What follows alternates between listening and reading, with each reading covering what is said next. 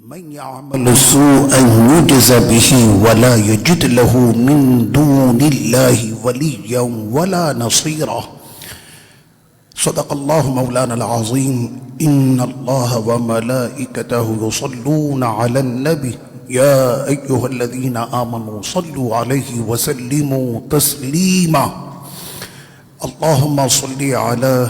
سيدنا ونبينا ومولانا محمد معدن الجود والكرم وعلى آله وصحبه وبارك وسلم صلاة وسلاما عليك يا سيدي يا رسول الله وعلى آلك وأصحابك أجمعين. معزز لائق سے تکریم ناظرین سامعین اور حاضرین، اللہ تبارک و تعالیٰ سے دعا ہے کہ آج کے دن کی برکت رب کریم ہم سب کو عطا فرما۔ تمام تعریفیں اسی پروردگار کے لیے کہ جس نے ہمارے دلوں کو ایمان کے نور سے روشن کیا۔ کروڑا کروڑ درود و سلام اور رحمتوں کے سب گلدستے حضور پر نور شافع یوم النشور سرور کونین سید المرسلین خاتم النبیین رحمت للعالمین فخر تو عالم نور مجسم صلی اللہ تعالیٰ علیہ وسلم کے دربار عالی میں پیش کرنے کے بعد، محترم سامعین اور ناظرین، قرآن مجید فرقان حمید کی ایک آیت کریمہ میں نے تلاوت کی کہ جس کا ترجمہ ہے لیس بامانیکم، کہ نہیں ہے وہ تمہاری چھوٹی چھوٹی خواہشات، ولا امانی اہل الکتاب، اور نہ ہی اہل کتاب کی وہ چھوٹی چھوٹی خواہشات۔ من یعمل سوءا یجز بہ، جس نے برے عمل کیے تو برے کا برا نتیجہ ہوگا، ولا یجد لہ من دون اللہ ولیا ولا نصیرا، اور برے عمل کرنے والوں کے لیے نہ کوئی نگہبان ہوگا اور نہ ہی ان کا کوئی مددگار ہوگا۔ ہر انسان اپنے دل میں کوئی نہ کوئی خواہش ضرور رکھتا ہے، لیکن اسلام نے بھی خواہش رکھنے کے قواعد و ضوابط اور اصول جو ہے اس کو بیان کیا۔ اسلام نے کہا کہ کچھ خواہشات جائز ہیں اور کچھ خواہشات کرنا ناجائز۔ تو سب سے پہلے ہمیں یہ معلوم ہونا چاہیے کہ خواہش کا مطلب ہوتا کیا ہے۔ خواہش اس چیز کو کہتے ہیں کہ کسی چیز کے حاصل کرنے کی آرزو دل میں رکھنا مستقبل کے لیے، کہ مستقبل میں اس چیز کو حاصل کرنا چاہتا ہوں اور یہ میری آرزو ہے۔ تو یہ خواہش کی مختصر میں نے آپ کے سامنے تعریف رکھی، اور قرآن مجید نے کہا کہ خواہشات تو ہر انسان کے ساتھ جڑی رہتی ہے، لیکن بندہ مومن یہ دیکھ لینا کہ تم اللہ رسول پر ایمان رکھتے ہو، تمہارے دل میں خواہش کیا ہونی چاہیے۔ آج جمعۃ المبارک کے اس مبارک اجتماع میں میں اسی موضوع پر بات کروں گا کہ ایک مومن کے لیے کون سی خواہشات رکھنی چاہیے اور کن خواہشات سے اس کا دل پاک ہونا چاہیے۔ اسی پر آج کی جو ہے وہ گفتگو ہوگی۔ قلب مومن ہمیشہ خواہش کرتا ہے، لیکن اس کی خواہشات میں یہ نہیں ہوتا کہ کوئی میں ایسی خواہش نہ کر بیٹھوں کہ جس سے میرا خدا ناراض ہو جائے۔ یعنی وہ کرنا تو دور کی بات ہے، اس کے دل میں وہ خواہش بھی کبھی نہ آئے کہ جس خواہش کے سبب اس کا رب اس سے ناراض ہو جائے یا اس کے پیارے آقا صلی اللہ علیہ وسلم اس سے ناراض ہو جائیں۔ مومن کے دل کی ہر دھڑکن میں یہی خواہش ہوتی ہے کہ میرے ہر دل کی دھڑکن سے اور ان خواہشات سے میرا خدا بھی راضی ہو جائے، میرا مصطفیٰ بھی راضی ہو جائے۔ جیسے کن خواہشات کو ہمیشہ ہم نے دل میں رکھنا چاہیے؟ بندہ ہمیشہ یہ تمنا کرے کہ مالک مجھ کو ہدایت عطا کر دی ہے، ہمیشہ اسی پر چلا۔ اہدنا الصراط المستقیم صراط الذین انعمت علیہم، مالک ہمیں صراط مستقیم پر چلا اور ان لوگوں کے راستے پر چلا کہ جن پر تو نے انعام کیا۔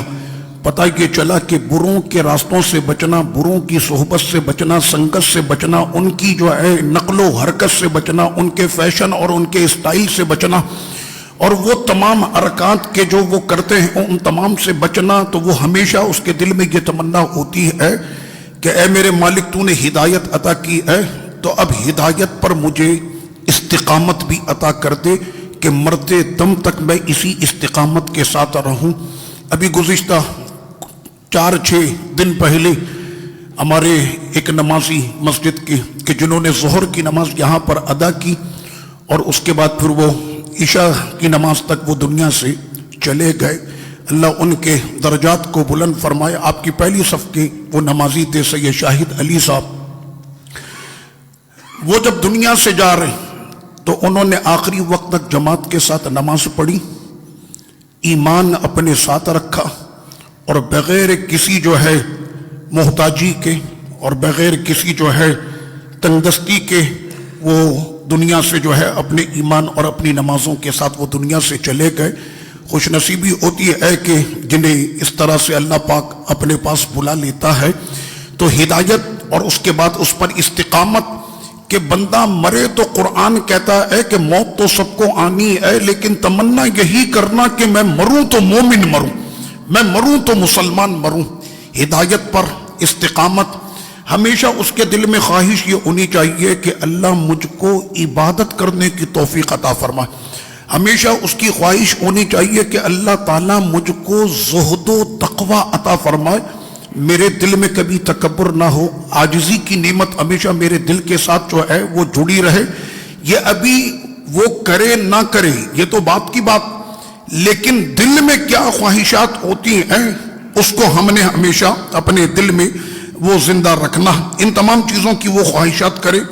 آقا کریم صلی اللہ تعالی علیہ وسلم نے کیا پیاری بات ارشاد فرمائی کہ بندے اگر اس بات سے بے خبر ہیں تو آج سن لیں۔ آقا کریم صلی اللہ تعالی علیہ وسلم نے ارشاد فرمایا کہ جس بندے نے 3 مرتبہ بارگاہ الہی میں گڑ گڑا کر دعا مانگی، آنکھوں سے اس کے آنسو ٹپک رہے تھے اور دل میں خشوع کی کیفیت اس کی طاری تھی، اور ایسی کیفیت کے اندر وہ گڑ گڑاتے ہوئے، اور کیا ہی بات ہے کہ وقت او تہجد کا کہ جس وقت میں اللہ عز و جل کی تجلیات اس جو ہے وہ روئے زمین پر وہ تجلیات جب مالک کی ہوتی ہیں، اس وقت میں وہ گڑ گڑاتے ہوئے کہے اے میرے مالک وہ جو حسین جنت تو نے بنائی ہے مجھے بھی اس جنت کا مہمان بنا دے، وہ جنت مجھ کو بھی عطا کر دے، اے مالک مجھے بھی جنت میں داخل کر دے۔ آقا کریم فرماتے ہیں کہ جس نے 3 مرتبہ اللہ سے جنت مانگی تو وہ جنت پھر اللہ سے یہ کہتی ہے کہ ادخل الجنہ کے مالک اپنے اس بندے کو جنت میں داخل کر دے۔ اب بندہ مانگے بھی تو یہ چیزیں مانگے۔ اب مجھے خود آپ بتائیں کہ صبح سے لے کر شام تک ہم لوگ نہ جانے کتنی دعائیں مانگتے ہیں، کوئی امریکہ کے ویزے کی دعا مانگ رہا ہوتا ہے، کوئی 13 نمبر میں بنگلہ خریدنے کے بعد پھر وہ ڈیفنس میں بنگلہ خریدنے کی جو ہے وہ تمنا کر رہا ہوتا ہے۔ تو آقا کریم صلی اللہ علیہ وسلم نے فرمایا کہ یہ دعا اسے کرنی چاہیے۔ اسی کے ساتھ سرور کونین صلی اللہ تعالی علیہ وسلم نے ایک اور خواہش کرنے کی ہمیں جو ہے وہ اجازت عطا فرمائی، فرمایا کہ وہ بندہ کہ جو ہمیشہ شہادت کی تمنا کرتا کہ اے اللہ مجھ کو موت ملے تو تیری راہ میں جہاد کرتے ہوئے مجھے شہادت کی موت ملے، فرمایا کہ وہ جس حال میں بھی مرے گا کل اللہ کی بارگاہ میں وہ شہیدی اٹھایا جائے گا، یعنی بھلے وہ میدان جہاد میں نہ پہنچا، اس کو شہادت نہ ملی، لیکن وہ تمنا جو دل میں تھی وہ اس کو شہیدوں کے درجے میں کل بروز قیامت وہ وہاں پر کھڑا ہوگا۔ حضرت سیدنا عمر بن خطاب رضی اللہ تعالی عنہ ہمارے آپ کے امت مسلمہ کے امیر المؤمنین، قائد المجاہدین، خلیفہ اسلام اور عزت الاسلام والمسلمین سیدی فاروق اعظم رضی اللہ تعالیٰ عنہ ہمیشہ یہ دعا مانگتے تھے اللہم ارزقنا شہادتاً فی سبیلک ومیتتاً فی بلد نبیک، اے اللہ عمر کو جب موت آئے تو شہادت کی موت آئے تیرے راستے میں،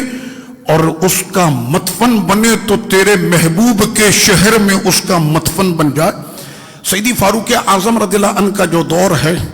تو مدینہ شریف اور پورے حجاز کے اندر اسلام پھیل چکا، اور حجاز کے ساتھ جتنے بھی ملک ہیں، شام ہے، عراق ہے، اردن ہے، ان تمام ملکوں میں اسلام پھیل چکا، یہاں تک کہ فاروق اعظم کے دور میں بلاد فارس بھی فتح ہو چکا۔ تو آس پاس میں تو کوئی ایسا دشمن رہتا نہیں، تو جہاد کی تو کوئی فضا اب یہاں پر بننے والی نہیں. آپ امیر المؤمنین ہیں مدینہ شریف کے اندر، اور یہاں پر کوئی لڑائی تو ہو بھی نہیں رہی. اس کے باوجود آپ یہ دعا مانگتے رہے کہ مالک مجھ کو موت ملے تو شہادت کی ملے. اللہ نے پھر ان کو جو موت عطا کی وہ نہ صرف شہادت کی عطا کی، بلکہ جلیل القدر صحابہ کی امامت کرتے ہوئے عمر بن خطاب نماز فجر میں جام شہادت نوش کر جاتے. ان کی دونوں خواہشات پوری ہوئیں کہ اللہ نے ان کو شہادت کی موت بھی عطا کی، اور جو انہوں نے مانگا تھا کہ تیرے محبوب کے دیار میں جو ہے مجھ کو مدفن مل جائے، تو ان کو وہ دیار بھی، بلکہ دیار کیا نبی کا جیوار، وہ ان کو نصیب ہو گیا. اسی طرح سے ایک بڑے جلیل القدر صحابی کہ جن کا نام ہے حضرت سیدنا ابو ذر غفاری رضی اللہ عنہ، کہ جن کے لیے آقا علیہ الصلوۃ والتسلیم نے فرمایا کہ دنیا میں تم نے جنتی دیکھنے ہو تو یہ 5 دیکھ لو، یہ جنتی. ان میں ابو ذر غفاری ہیں، سلمان فارسی ہیں، حضرت مقداد بن اسود ہیں، سیدنا مولا کائنات رضی اللہ عنہ ہیں، اور حضرت عمار بن یاسر، کہ ان کو جنت کی بشارت ہونے کے باوجود حضرت ابو ذر غفاری اپنی زوجہ کے ساتھ صحرا میں ہیں. اچانک آپ کی طبیعت بگڑی اور آپ کی نزا کی کیفیت ہو گئی کہ اب دم نکلے تب دم نکلے. ایسے وقت میں آپ کی زوجہ رو پڑی. کوئی بھی بیوی ہو جس کا سہاگ اجڑ جائے، اللہ نہ کرے اللہ ہماری بچیوں کے، ہماری بہنوں کے سہاگ سلامت رکھے، اگر اچانک اس طرح سے ہو جائے تو پھر اس پر کیا کیفیت ہوگی. زوجہ جو ہے وہ تڑپ کر رونے لگی. تو آپ نے فرمایا اپنی زوجہ سے، حضرت ابو ذر غفاری رضی اللہ عنہ نے فرمایا کہ کیا بات ہے کہ تم روتی کیوں ہو؟ تو وہ کہنے لگیں کہ آپ کی کیفیت یہ ہو گئی کہ اب دم نکلے تب دم نکلے،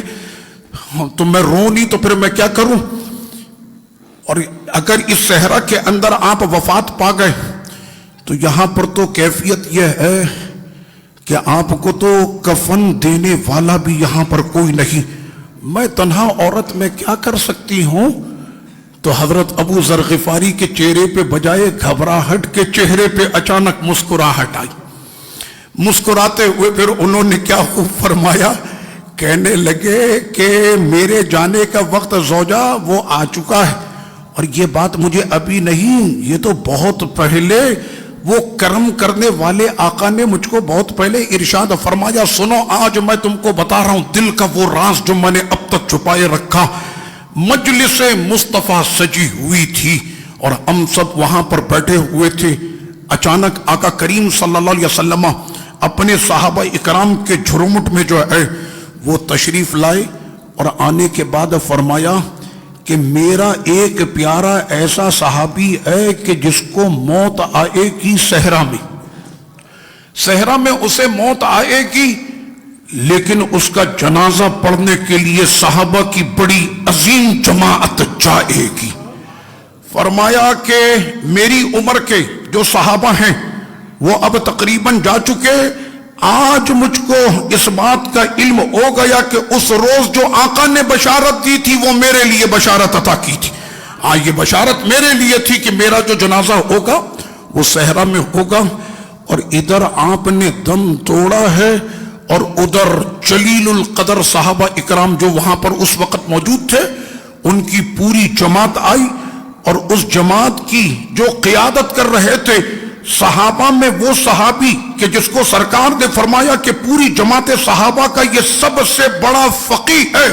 حضرت عبداللہ بن مسعود اس قافلے کی قیادت کر رہے تھے.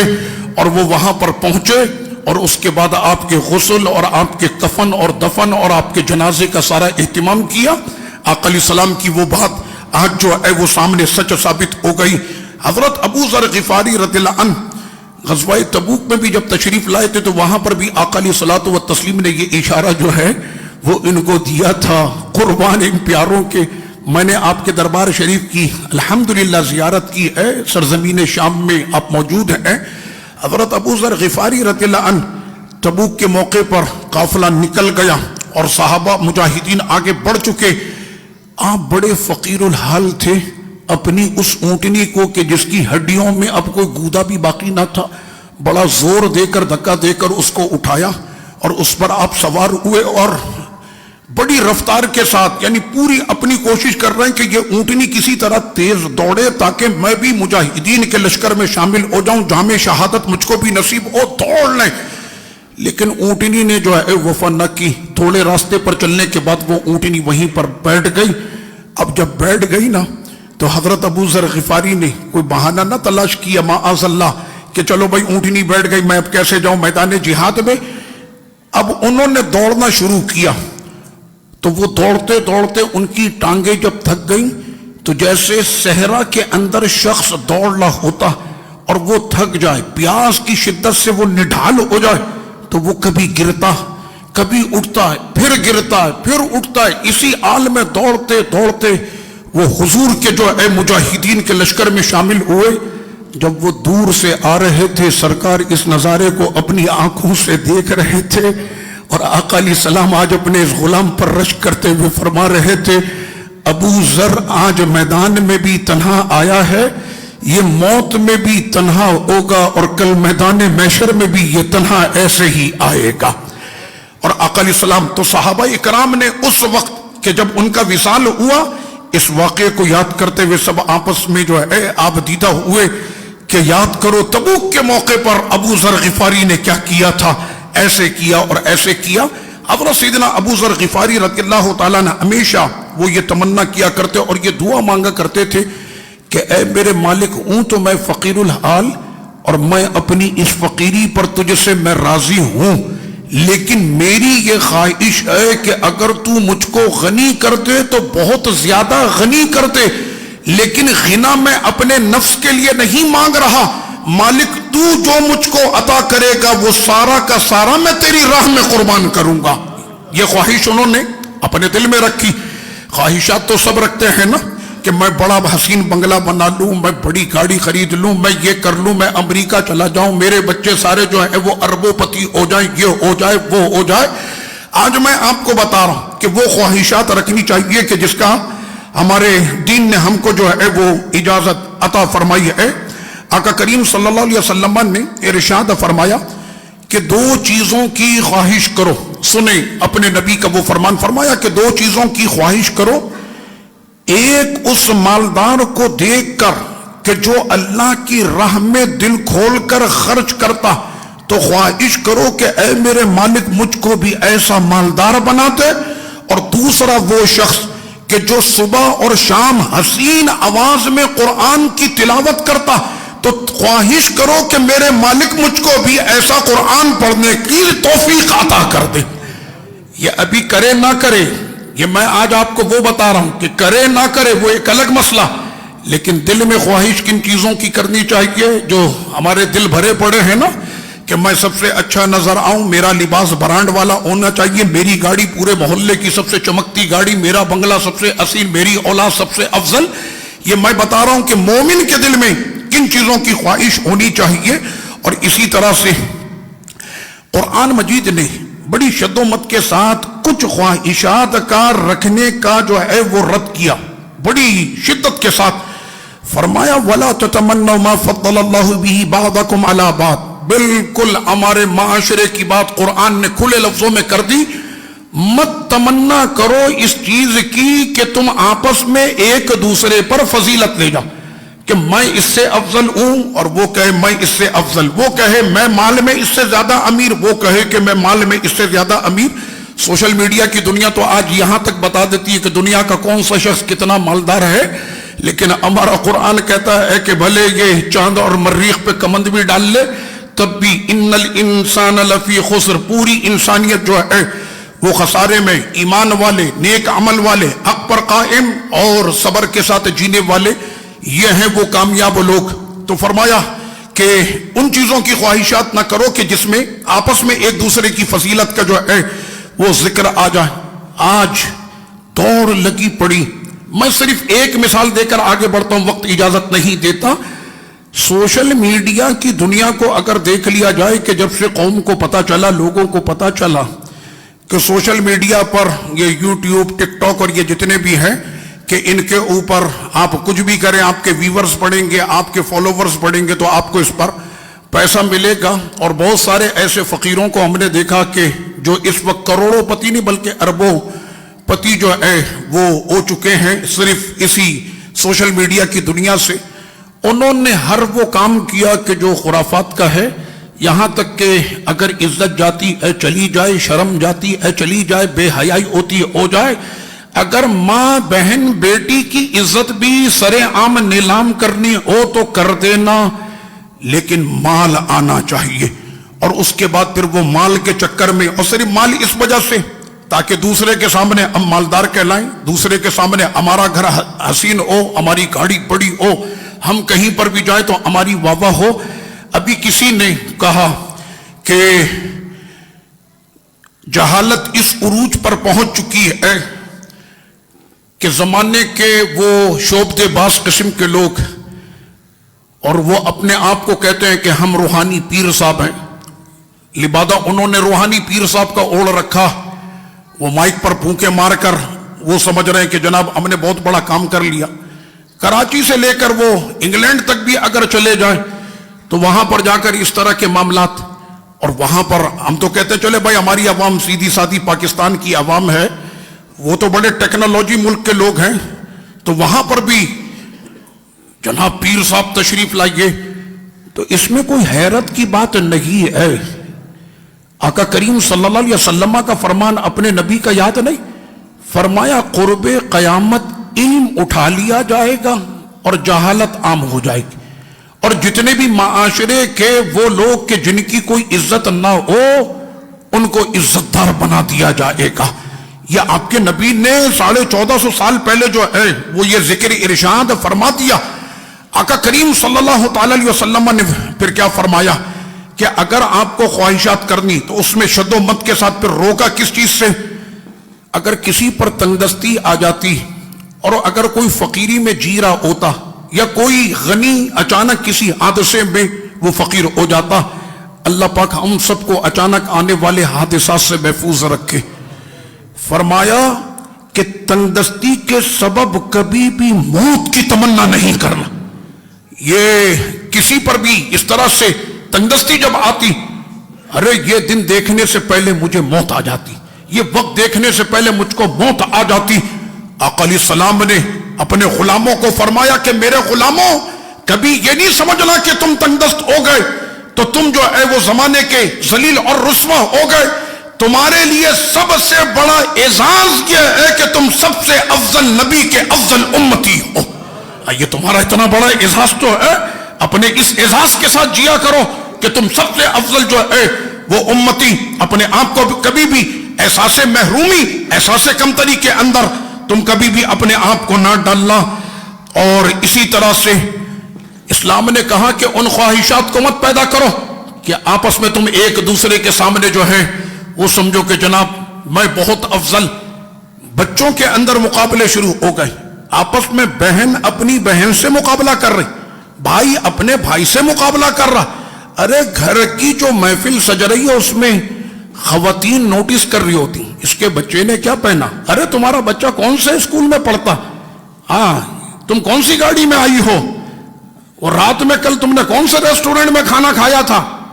یہ لیجئے جناب یہ آج فضیلت اور فوقیت ان چیزوں پر دی جا رہی.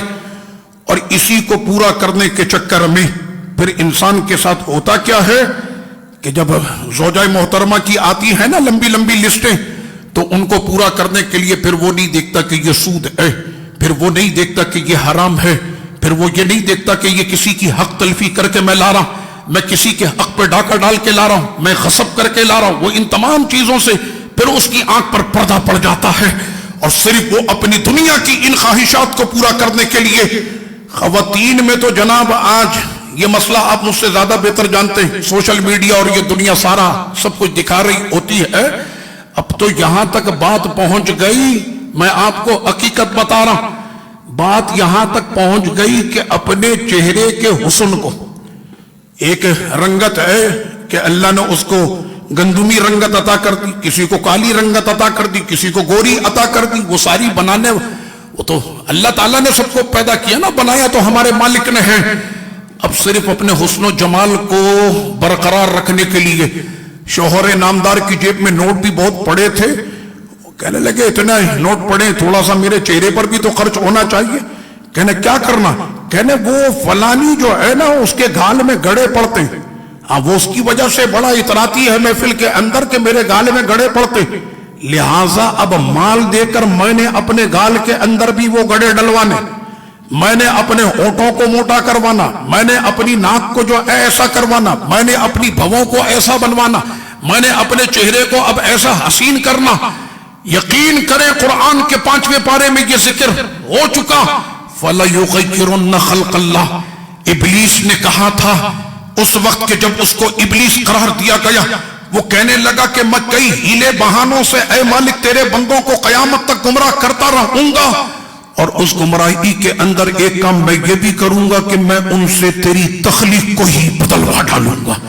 اور اس نوبت تک پھر پہنچ جائیں گے کہ وہ تیری تخلیق کو ہی بدل ڈالیں گے. آج مجھے بتائیں کہ خدا کی بنائی ہوئی تخلیق کو چیلنج کیا جا رہا ہے کہ نہیں؟ بس صرف اتنا. ایک ہمارے یہاں لوگوں کا ایک طبقہ یہ بھی ہے کہ جناب سارے کام اس نے کیے 2 نمبر، سودی کاروبار کیا، اس نے جو ہے وہ حق تلفی کی، یہاں تک کہ جب حقوق غصب کرنے کی بات آ جائے تو کورٹ کچہری والے بھی یہاں نماز میں ہوتے، وہ جانتے بہن کے حقوق بھائی صاحب کھا گئے اور اپنے خاندان کے سگوں کے وہ حقوق کھا گئے، اور ان تمام چیزوں کو پامال کر دیا. اور کرنے کے بعد پھر وہ تمنا یہ کرتے یار مالک مجھ کو بھی جنت میں جگہ عطا کرتے. نماز تو نے ایک وقت کی نہیں پڑھی، کوئی بھی نیک کام تو نے کبھی کیا نہیں، اور لوگوں کے حقوق تو نے تلف کیے، زبان تیری ہمیشہ دراز رہی، لوگ تیری زبان سے پناہ مانگتے رہے، تیرا دل ہمیشہ سخت رہا، کبھی میٹھے الفاظ تو نے کسی کے لیے استعمال نہیں کیے. اور اس کے بعد کہتا ہے کہ بس اللہ مجھ کو جنت میں داخل کر دے. کام تو ویسے میں نے کچھ بھی نہیں کیا ہے، لیکن وہ مالک کریم ہے. میرے سرکار نے فرمایا کہ ایسا شخص اور یہ خواہش کرنے والا، یہ بھی ناجائز خواہش ہے کہ تو کوئی نیکی کا کام کرے نہیں اور اس کے بعد دل میں خواہش رکھے کہ اللہ مجھ کو جنت عطا کر دے گا. حضرت سیدنا امام حسن بصری رضی اللہ عنہ، وہ وقت کا قلندر، وہ کیا فرماتے ہیں کہ اس دنیا کا وہ بدترین انسان کہ جو ہمیشہ خواہش رکھے، فرمایا نہیں بہت خواہش رکھے کہ میں جنت میں چلا جاؤں، میں جنت میں چلا جاؤں، اور اس نے صرف خواہش ہی رکھی اپنے مرتے دم تک، یہاں تک کہ وہ مر گیا. اور جب وہ دنیا سے جا رہا تھا اس حال میں کہ اس کے پاس ایک نیکی بھی نہیں تھی، تو اس کو حق بھی نہیں بنتا کہ یہ جنت میں جانے کی جو ہے وہ خواہش بھی کر لے. اللہ پاک ہمیں جائز خواہشات رکھنے کی توفیق عطا فرمائے اور ناجائز خواہشات سے رب کریم ہم سب کو محفوظ فرمائے. وما علیہ الا البلاغ.